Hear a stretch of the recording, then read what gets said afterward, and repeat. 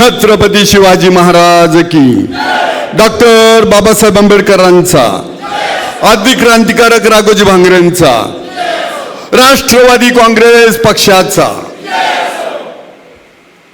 महाराष्ट्राचं आराध्य दैवत राजशिव छत्रपती, भारताच्या घटनेचे शिल्पकार महामानव डॉक्टर बाबासाहेब आंबेडकर, आद्य क्रांतिकारक राघोजी भांगरे, बिरसा मुंडा, सर्व क्रांतिकारकांना अभिवादन करून आज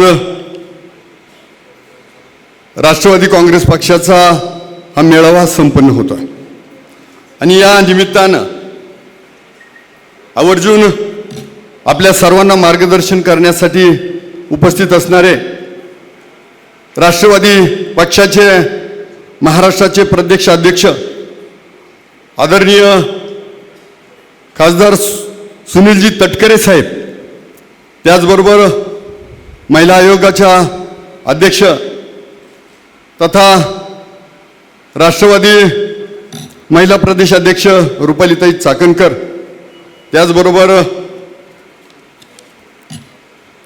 युवकांचे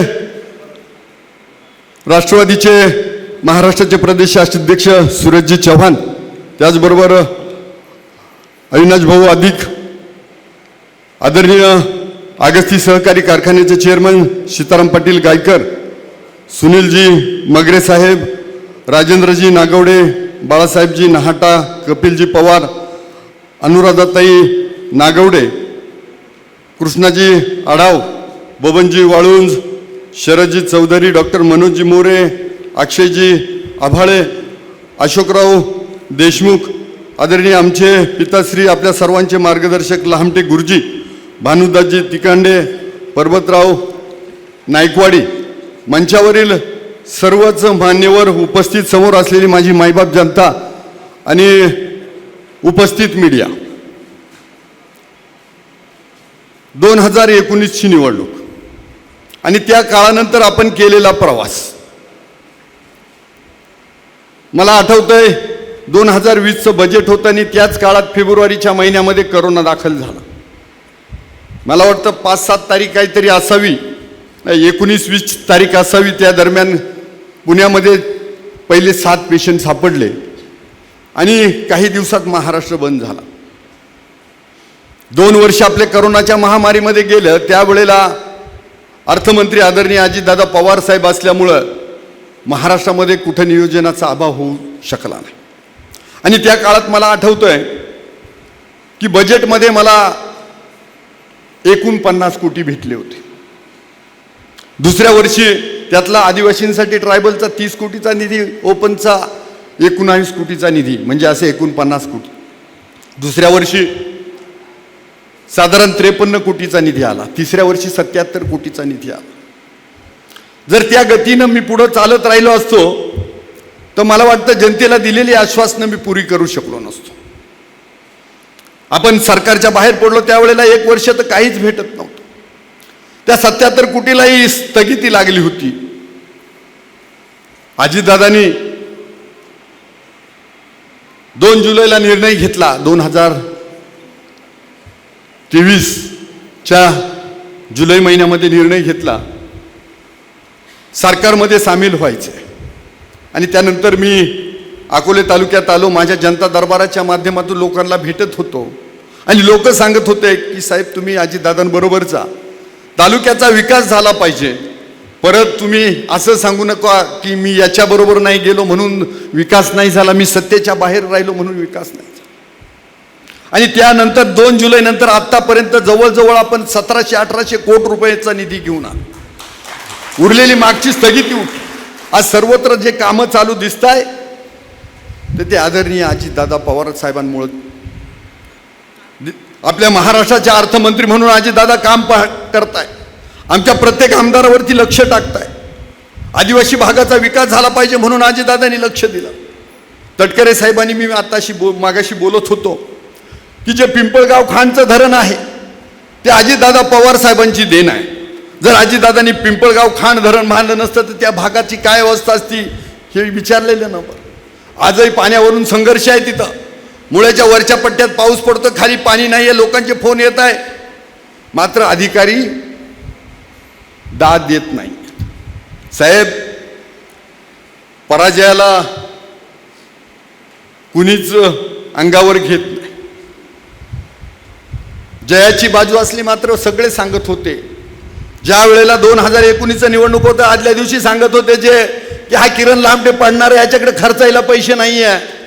तेही सांगतात का आता आमच्यामुळे किरण लामटे निवडून आला. ते सांगतात आता जनता त्याला जागा दाखवणार. अरे होय, या मायबाप जनतेचं मी लेकरू आहे. माझी मायबाप जनता मला जी जागा दाखवल ती मला मान्य आहे. चिंता कुणाला आहे? सकाळी 6-6:30ला बाहेर पडायचं, संध्याकाळी 11-11:30ला यायचं. एकही दिवसाचा आराम नाही. सातत्यपूर्ण कामं करत राहायची. यांचा मात्र धडाका लागलाय. जी विकास कामं आतापर्यंत यांच्या गावाला जायला रस्ते नव्हते, माजी आमदार असेल का आता जे युवा नेते आहेत त्या मंडळींच्या, त्यांच्या घरापर्यंत रस्ते पोचवले, त्यांच्या भागापर्यंत रस्ते पोचवले. पर्यटनाचा सगळ्यात मोठा लाभार्थी असेल आता तो राष्ट्रवादीचा शरद पवार गटाचा नेता आहे. कामावरती कुणाला तरी पाठवायचं, वार्ताहरांना बळत पाठवायचं, मीडियाला पाठवायचं, कार्यकर्त्यांना खोट्या बातम्या बनवायला लावायच्या आणि कामाची बदनामी करायची. अरे द्या ना आमच्याकडे चौकशीचं पत्र, नाही कारवाई केलं तर मग सांगतो त्यांना. राजा हरिश्चंद्राच्या नगरीतला माणूस आहे. जेवढे शब्द दिले जवळजवळ सगळे ते पाळलेत. उपजिल्हा रुग्णालय मंजूरच होऊ शकलं नसतं, पण आदरणीय अजितदादा पवार साहेबांनी खास बाब म्हणून उपजिल्हा रुग्णालय भविष्याच्या काळामध्ये MIDची होऊ पाहते. 46 वर्ष 1976ला पासून आदिवासींचा संघर्ष सुरू झाला आरक्षणाचा. आज आरक्षणाच्या मुद्द्यावर बोलायचं ते एवढ्या वर्षानंतर ह्याच सरकारच्या काळात आदिवासींच्या बाजूने खरा निर्णय लागलाय. जर 46 वर्ष हा लढा चालत होता, पुढारी फक्त भाषणापुरते वापरून घेत होते, आणि जर आदिवासी बांधव म्हणत असेल हे सरकार आदिवासींच्या विरोधात आहे, तर कसं आदिवासींच्या विरोधात? हा आमदार आदिवासींच्या विरोधात असू शकत नाही. आतापर्यंत विधानसभेतली माझी भाषणं ऐका, आतापर्यंत माझ्या विधानसभेमध्ये मी लढलो ते ऐका. सर्वात जास्त या अकोले तालुक्याचे प्रश्न मांडले, आदिवासींचे प्रश्न मांडले, मराठा बांधवांचे प्रश्न तिथं मांडले.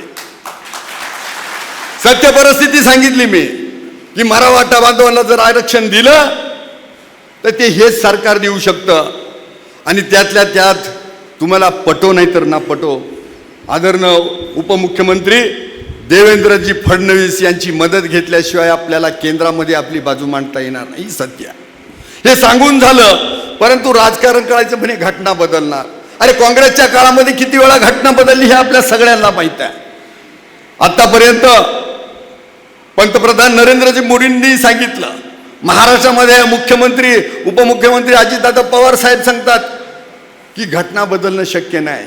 देवाचा देव आला तरी घटना बदलणार नाही. चंद्र सूर्य तारे आहेत तोपर्यंत डॉक्टर बाबासाहेब आंबेडकरांच्या संविधानानुसारच हा देश चालवावा लागणार आहे, महाराष्ट्र चालवायला लागणार आहे, गाव चालवायला. मग तरी आपल्या डोक्यामध्ये प्रकाश पडत नाही. इथं खरं तर खासदार साहेबांवरती नाराजीचा सूर लागला. इथं पाण्याचा प्रश्न तयार झाला, दुधाचा प्रश्न झाला, शेतीचा कांद्याचा प्रश्न तयार झाला, बाजारभावांचा प्रश्न तयार झाला. मागच्या वेळेलाही ज्या उमेदवाराला पाहिलंच नव्हतं त्या उमेदवाराला मागच्या वेळेला 30,000चं लीड होतं. त्यामुळं आता ही निवडणूक मागच्या वेळेला जनतेनं हातात घेतली होती, ह्या वेळेला जनतेनं हातात घेतली आणि पुढची निवडणूक जनता हातात घेणार आहे. त्यामुळं काळजी करायचं काम नाही. एकट्या अकोल्याला जवळजवळ 80-87 कोटीचा निधी दिलाय.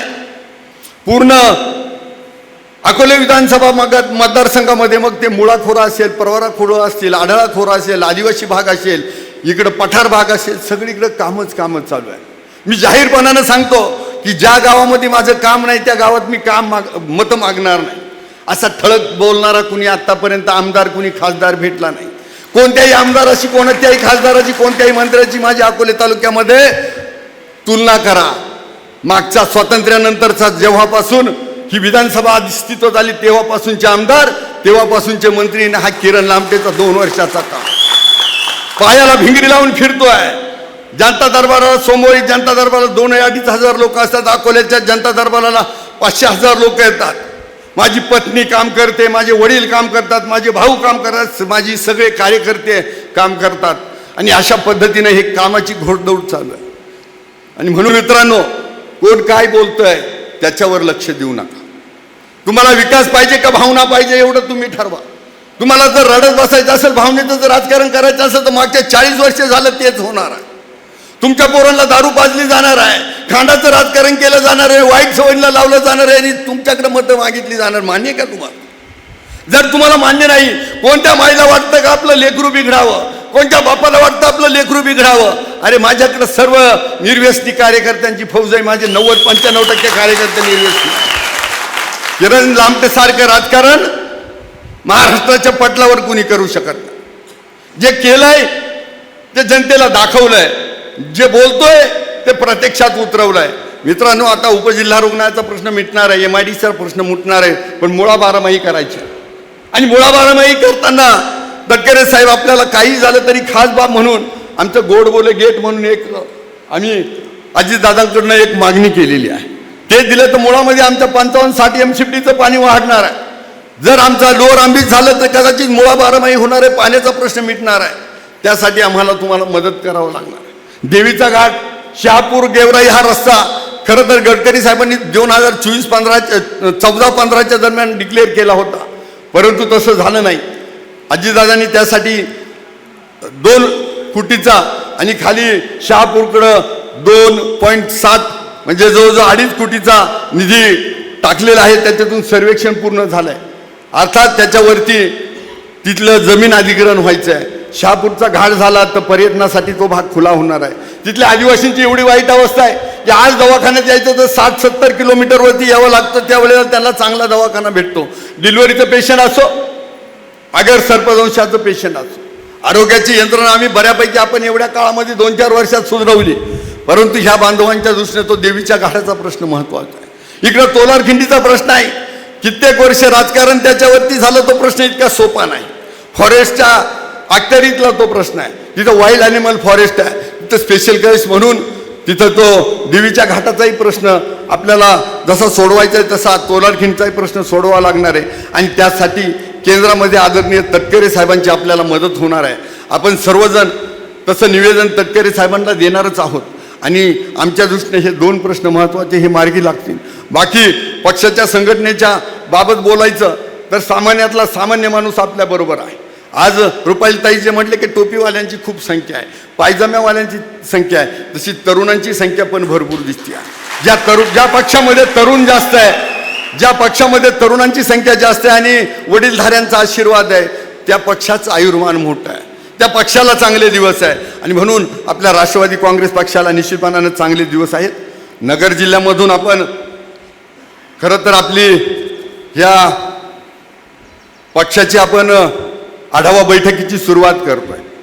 आणि आम्हाला खात्री आहे मागच्या वेळेला राष्ट्रवादीला आम्ही 5-6 आमदार दिले ह्या नगर जिल्ह्यात. ह्या वेळेलाही 6 आमदार दिले. ह्या वेळेलाही त्यातला एकही आमदार कमी होणार नाही.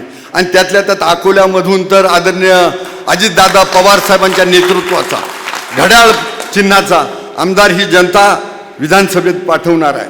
त्यात मला तीळ मात्रही शंका नाही. मागाशीच मी तटकरे साहेबांना म्हटलो की सर्वे काय करायचं तो करा. मध्ये आमच्याकडे सर्वेचं पेव फुटलं होतं विरोधकांचं. मला वाटतं एका दिवसाला 5-5 सर्वे अमोलची. कुठं सापडलं नाही तर काहीतरी भानगडी करायची आणि काही होतंय का, लांबटे कुठं मागं पडतोय का. लोक म्हणायचं आमचा इथं एकच पक्ष आहे.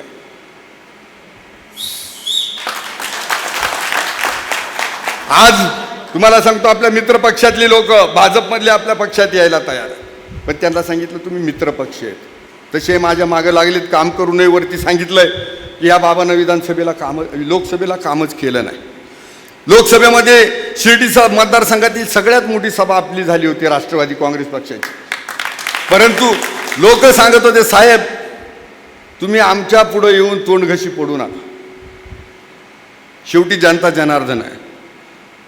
आज मला काय किंमत मोजावी लागली ती मी मोजायला तयार आहे. मला विचारणारा फक्त अजितदादा पवार साहेब. त्यामुळं मी माझ्या नेत्याला काय सांगायचं ते सांगेल. जे भिकार भंगार मला रस्त्यावर विचारायला बसले त्यांचा काय मी चिंता करू. त्यामुळं लोकांशी प्रामाणिकपणानं मी काम करेन. तुम्ही एवढे सगळेजण जमलात, गावागावात जा. आतापर्यंत साहेब मी जवळजवळ 52-53 गावांच्या लोकांना बोलून आढावा बैठका घेतोय. अजून जवळजवळ 150 गावं राहिलेत. त्या 150 गावांनाही मी एवढ्या 8-10 दिवसात बोलून चर्चा करणार आहे. नंतर घोंगडी बैठका सुरू होणार आहे. पदाधिकाऱ्यांना माझी विनंती आहे, त्यात महिला भगिनींना तुम्हाला 50% आरक्षण द्यायचं आहे. काय भांडायला असं जसे नळावर उभे येतं हां, कामाला आलं की हे पाहिजे ते पाहिजे, आम्हाला नारी भवन पाहिजे. आता मध्ये म्हणत होतं की आदितीताईंची सभा पाहिजे, आम्हाला मेळावा घ्यायचा आहे, आम्हाला महिलांना सगळ्या योजना पाहिजे. तर संघटनही पण करावं लागेल. नुसते हळदी कुंकवाला जमा होते, आता इथं पण जमा होणार. तर कृपा करून आपण संघटन वाढवलं पाहिजे. आपल्याकडे 3च महिने आहेत. आता सगळ्या जणांनी कामाला लागा. कारण बाकीच्यांना खोटं बोलून मतं मागायचे आहेत, खोटं भांडवल करून सहानुभूतीवरती मतं मागायचे. आपल्याला कामाची मतं मागायची आहे. कामाचा दादा, कामाचा आमदार, कामाची सगळी नेती मंडळी, याच्यावर आपल्याला पुढं जायचं आहे. त्यामुळं कामाला लागा. लोकांना सांगा की एवढं जर 40-50 वर्ष निधी आला नव्हता तर मग परत आपल्याला हाच आमदार द्यायचा आहे. काही गावांनी दिली मतं, काही गावांनी नाही दिली. पण आता आपल्याला घड्याळ चिन्ह, काही जण असे पण होते की त्या बॅलेट पेपर तिथं मशीनमध्ये ते घड्याळ शोधत होते, अशी पण माणसं होती. त्यामुळं आता प्रेम केलं आहे तुम्ही. आता तुम्हाला 2024च्या निवडणुकीत दाखवायचे. युवकांची संघटना वाढली पाहिजे. युवकाध्यक्षांनी त्याची पण जाणीव घ्यायची. बाकी तालुका अध्यक्ष गावागावात जाऊन बूथची आपण ह्या वेळेला जवळजवळ 307 पैकी 305 बूथ आपले लागले. ही आपल्या दृष्टीनं चांगली बाब होती. 307च्या 7 बूथ लागले पाहिजे. तिथं काम झालं पाहिजे. जे बूथचे कार्यकर्ते त्यांना भेटा, त्यांना कामाला लावा, त्यांना काम करायला भाग पडा. सोशल मीडियाचा चांगला वापर करा. लोकांनी जर गरळ उकली, वाईट भाषेत बोलले तर तसं तुम्ही करू नका. लोक खोटे बोलतात म्हणून तुम्ही खोटं बोलू नका. चांगल्या दृष्टीनं पुढं जा. आता साहेब, खरं तर दुधाच्या दरवाढीबाबत आपण निर्णय घेतला होता, पण तो लागू करू शकलो नाही, लोकांना देऊ नाही शकलो. त्याचा फार मोठा फटका बसलेला आहे. तर त्या दृष्टीनेही आपल्याला सरकारला निर्णय घ्यावा लागणार आहे. त्याबरोबर कांद्याच्या बाजारासाठीचाही निर्णय घ्यावा लागणार आहे. बाकी विकास तर चाललाच आहे. जवळजवळ मागच्या 20-25 वर्षाचा बॅकलॉग आदरणीय अजितदादा पवार साहेबांच्या माध्यमातून आपण भरून काढला. एकदा अजितदादांसाठी टाळ्या वाजवा. आणि तुम्हाला माहीत असावं म्हणून राष्ट्रवादी काँग्रेस पक्षाची बैठक झाली. त्याच्यात अल्पसंख्याक समाजाचे प्रश्न असतील, आदिवासींचे प्रश्न असतील, शेतकऱ्यांचे प्रश्न असतील किंवा ओबीसी समाजाचे प्रश्न असतील, ह्या सगळ्यांवर, दलित बांधवांचे प्रश्न असतील, याच्यावर सगळी चर्चा झालेली आहे. आणि भविष्याच्या काळात नक्कीच तोडगा निघेल. परंतु तुम्ही सगळ्यांनी आदरणीय अजितदादा पवारांची साथ द्यायची आहे, महायुतीची साथ द्यायची, ह्यासाठी तुम्हाला विनंती करतो आणि माझ्या वाणीला पूर्णविराम देतो. जय हिंद, जय भारत. साई दृष्टी नेत्रसेवा चष्माघर अकोले शहरातील सर्व अत्याधुनिक सुविधा उपलब्ध असलेले एकमेव अद्ययावत शोरूम म्हणजेच साई दृष्टी नेत्रसेवा चष्माघर. आमच्याकडे Titan, Fastrack, Puma, Oakley, Velocity, CK, Rayban, ID, Vogue, Police, Stepper, Scott, Carrera, Tommy Hilfiger, Killer, Crizal, Zeiss, Prime, Bronzer, Yash, Bausch and Lomb, Johnson and Johnson, Alcon आदी कंपन्यांच्या फ्रेम्स, सनग्लासेस, लेन्सेस व contact lenses योग्य दरात उपलब्ध. तसेच Titan company लेन्सेसचे एकमेव अधिकृत विक्रेते. आता अकोल्यात प्रथमच ऑटो मशीनद्वारे चष्म्याची रोबोटिक फिटिंग. प्रोग्रेसिव्ह चष्म्यासाठी डोळ्यांचे व चष्म्याचे अचूक मोजमाप करण्यासाठी जाईस कंपनीचे सॉफ्टवेअर असलेला ॲपल कंपनीचा टॅब. तज्ज्ञ ऑप्टोमेट्रिस्ट कडून कॉम्प्युटरद्वारे डोळ्यांची मोफत तपासणी, डोळ्यांची मायक्रोस्कोपिक तपासणी, काच बिंदूचे अचूक निदान करण्यासाठी डिजिटल टोनोपेनद्वारे डोळ्यांचे इंट्राऑक्युलर प्रेशर मोजणे, पॅकीमीटरद्वारे बुबुळाची जाडी मोजणे, कॉन्टॅक्ट लेन्सेसच्या अचूकतेसाठी कॅरेटोमीटरद्वारे बुबुळाचं मोजमाप करणे आदी अत्याधुनिक सुविधा उपलब्ध असलेले अकोले शहरातील एकमेव चष्माघर. आपल्या अनमोल डोळ्यांच्या समस्येसाठी बिर्ला आय हॉस्पिटल नाशिक यांच्या माध्यमातून तज्ज्ञ डॉक्टर दर गुरुवारी सकाळी 10:30 ते 3:30 पर्यंत साई दृष्टी नेत्रसेवा चष्माघर इथे उपलब्ध राहतील. आमचा पत्ता साई दृष्टी नेत्रसेवा चष्माघर, अकोले बस स्थानकाच्या मागील बाजूस, जय महाराष्ट्र हॉटेलच्या पाठीमागे, अकोले, तालुका अकोले, जिल्हा अहमदनगर. संपर्क 91 36 52 93 93.